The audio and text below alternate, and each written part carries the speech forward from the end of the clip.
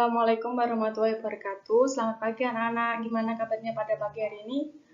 Alhamdulillah baik. Untuk mengawali pembelajaran pada pagi hari ini, alangkah baiknya kita berdoa menurut agama dan kepercayaan masing-masing. Berdoa mulai. Berdoa selesai. Sebelum memasuki pembelajaran, Ibu akan memeresensi kehadiran siswa ya. Siapa yang tidak berangkat pada pagi hari ini? Oh lah, berangkat semua ya anak-anak. Sebelum memasuki pembelajaran, Ibu akan menampilkan lagu Garuda Pancasila, lalu ditirukan semua anak-anak ya.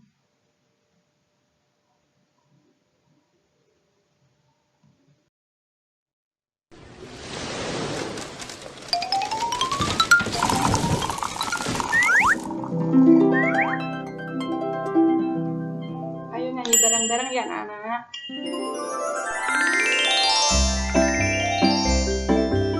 Garuda Pancasila.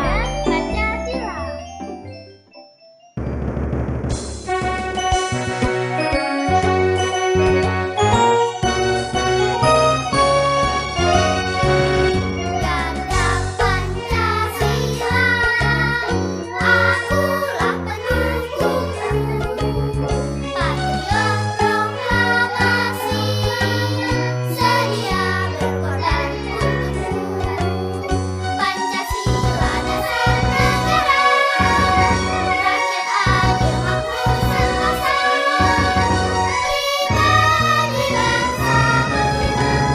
Ayo maju, ayo maju, ayo maju, Garuda Pancasila, akulah pendukungmu. Patriot proklamasi, sedia berkorban untukmu. Pancasila dasar negara, rakyat adil makmur serta sama, pribadi bangsa bernegara. Ayo maju, ayo maju, ayo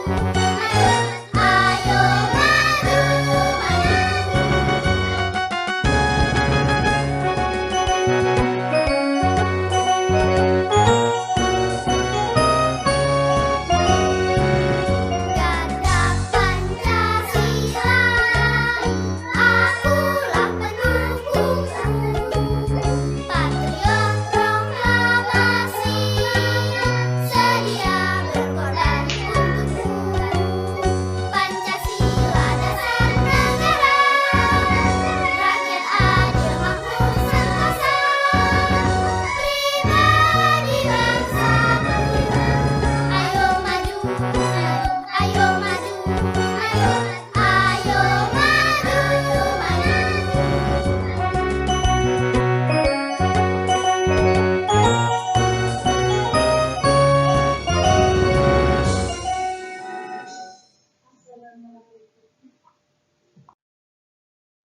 Nah, kita sudah menyanyikan lagu bersama-sama ya. Selanjutnya, Ibu akan menjelaskan materi tentang tema 1, Selamatkan Makhluk Hidup, subtema 1, Tumbuhan Sahabatku, pembelajaran 1.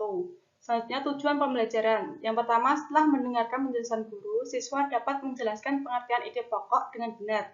Yang kedua, setelah membaca teks tentang bagaimana jagung berkembang biak, siswa dapat menemukan ide pokok dan informasi penting serta menyajikannya dalam bentuk diagram. Yang ketiga, setelah menemukan ide pokok dari bacaan, siswa dapat membuat tulisan atau teks dengan bahasanya sendiri secara rinci. Yang keempat, setelah mengamati bunga, siswa mampu mengidentifikasi perkembangbiakan generatif melalui gambar yang dibuatnya dan manfaatnya dengan benar. Yang kelima, setelah berdiskusi, siswa mampu membuat laporan perkembangbiakan generatif melalui tabel dan manfaatnya dengan benar. Yang keenam, setelah membaca teks tentang ASEAN dan kehidupan sosial budayanya, siswa mampu menyebutkan kehidupan sosial budaya dari dunia negara ASEAN terkait kondisi geografisnya dengan benar. Yang ketujuh, setelah berdiskusi, siswa mampu menulis laporan tentang perbedaan sosial budaya dari dua negara terkait kondisi geografisnya dengan benar melalui diagram Venn. Selanjutnya, Apa sih yang dimaksud dengan ide pokok? Siapa yang tahu? Nah, ide pokok adalah atau bahasan utama sebuah topik yang akan dibahas di dalam sebuah paragraf.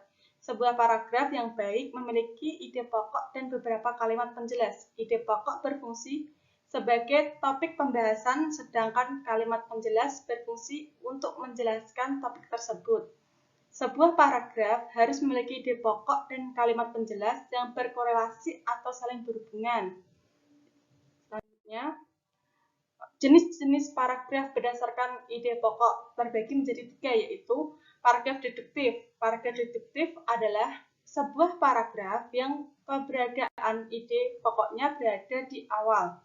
Yang kedua, paragraf induktif adalah paragraf yang ide pokoknya berada di akhir. Yang ketiga, paragraf campuran merupakan sebuah paragraf yang memiliki setidaknya 2 ide pokok, yaitu berada di awal dan di akhir.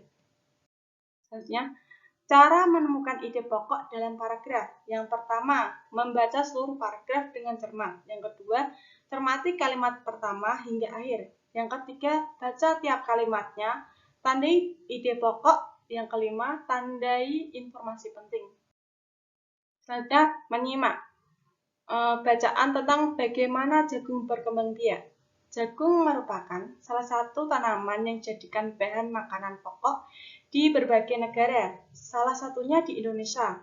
Di Indonesia, penduduk Pulau Madura menjadikan jagung sebagai makanan pokoknya. Jagung merupakan salah satu tanaman penghasil karbohidrat yang sangat diperlukan oleh tubuh. Nah, seorang petani jagung memulai membiarkan tanamannya dengan menanam biji jagung. Setelah 3-4 hari, bakal tanaman akan memuncul di permukaan tanah. Tanaman jagung akan terus tumbuh menjadi besar. 3-3,5 bulan, buah jagung dapat dipanen oleh petani. Buah jagung yang berbentuk seperti tangkai pada mulanya berupa sekuntum bunga. Bunga jagung memiliki helai-helai rambut halus pada bagian ujungnya. Pada helai rambut tersebut terdapat tepung sari. Tepung sari akan terbang terbawa angin ketika angin bertiup. Tepung sari yang terbawa angin sebagian akan jatuh di kepala putik yang terletak di bagian bawah bunga pada pohon jagung yang lainnya. Ketika itulah terjadi pembuahan. Setelah terjadi pembuahan, bunga jagung tersebut terus berkembang hingga menjadi buah jagung. Perkembangan itulah yang dapat diamati dari waktu ke waktu.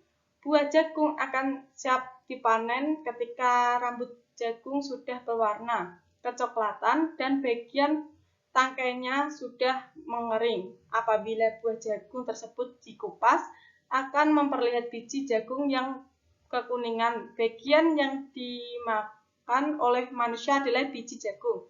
Supaya jagung selalu tersedia sebagai bahan makanan manusia, maka petani jagung harus menanam kembali sebagai biji jagung dari hasil panen. Biji jagung yang tua dapat ditanam kembali.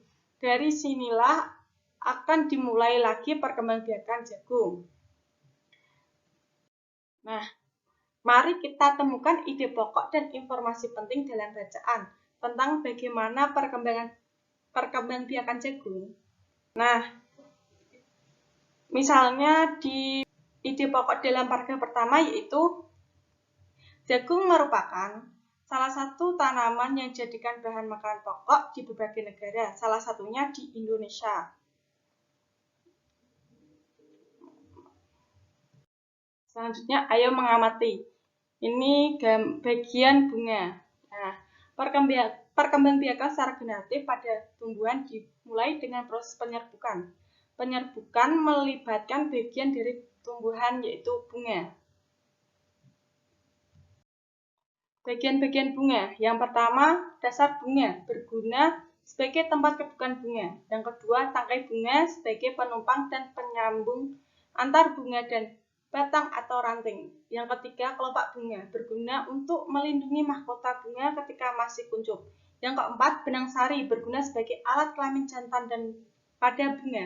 Yang kelima, putik berguna sebagai alat kelamin betina pada bunga. Berdasarkan kelengkapannya, bunga dibagi menjadi dua, yaitu bunga lengkap dan bunga tidak lengkap. Nah, bunga lengkap itu memiliki bagian bunga seperti tangkai bunga, kelopak bunga, mahkota bunga, benang sari, dan putik. Sedangkan yang tidak lengkap yaitu jika salah satu bagian dari bunga tidak ada. Nah, selanjutnya perkembangbiakan generatif tumbuhan. Yang pertama, perkembangbiakan generatif disebut juga perkembangbiakan cara kawin. Terjadi melalui proses penyerbukan dan pembuahan. Yang kedua, perkembangbiakan generatif pada tumbuhan diawali dengan penyerbukan, yaitu melekatnya atau jatuhnya serbuk sari ke kepala putik. Yang ketiga, setelah terjadi penyerbukan, pada serbuk sari tumbuh buluh serbuk sari yang menuju ke ruang bakal biji. Kemudian serbuk sari akan masuk ke ruang bakal biji melalui buluh serbuk sari. Yang keempat, di dalam ruang bakal biji terjadi pembuahan, yaitu peleburan serbuk sari dengan kepala putik. Hasil pembuahan disebut zigot. Selanjutnya, zigot berkembang menjadi lembaga. Lembaga berkembang menjadi bakal biji. Bakal biji berkembang menjadi biji dan buah. Kemudian bakal buah berkembang menjadi daging. Yang selanjutnya, lembaga yang berada di dalam biji merupakan calon tumbuhan. Yang selanjutnya, tumbuhan yang berkembang secara generatif. Nah, selanjutnya ASEAN. ASEAN merupakan persatuan negara-negara Asia Tenggara. ASEAN berdiri pada tanggal 8 Januari 1607 di Bangkok, Thailand, ditandai dengan Deklarasi Bangkok. Dipelopori oleh 5 tokoh dari 5 negara anggota ASEAN. Yang pertama yaitu Adam Malik dari Indonesia, yang kedua Tun Abdul Royak dari Malaysia, yang ketiga Tanat Koman dari Thailand, yang kelima S. Ratnam dari Singapura, yang kelima Narsiko Ramos dari Filipina. Sedangkan kelima negara yang bergabung dalam ASEAN adalah yang pertama Brunei Darussalam, bergabung dalam ASEAN tanggal 7 Januari 1984. Yang kedua Vietnam, bergabung tanggal 28 Juli 1995. Selanjutnya Laos bergabung tanggal 23 Juli 1997. Yang keempat Myanmar, bergabung tanggal 23 Juli 1997. Yang kelima Kamboja, bergabung pada tanggal 30 April 1999. Nah, selanjutnya kehidupan sosial budaya masyarakat ASEAN. Yang pertama Brunei Darussalam, Kampung Anyar, desa terapung yang pada tahun 1400 menjadi pusat pemerintahan. Yang kedua banyak dipengaruhi agama Islam. Yang ketiga tidak menunjukkan dengan jari telunjuk, tidak berjabat dengan lawan jenis sepatu saat masuk rumah orang. Nah, ini gambar bendera negara Brunei.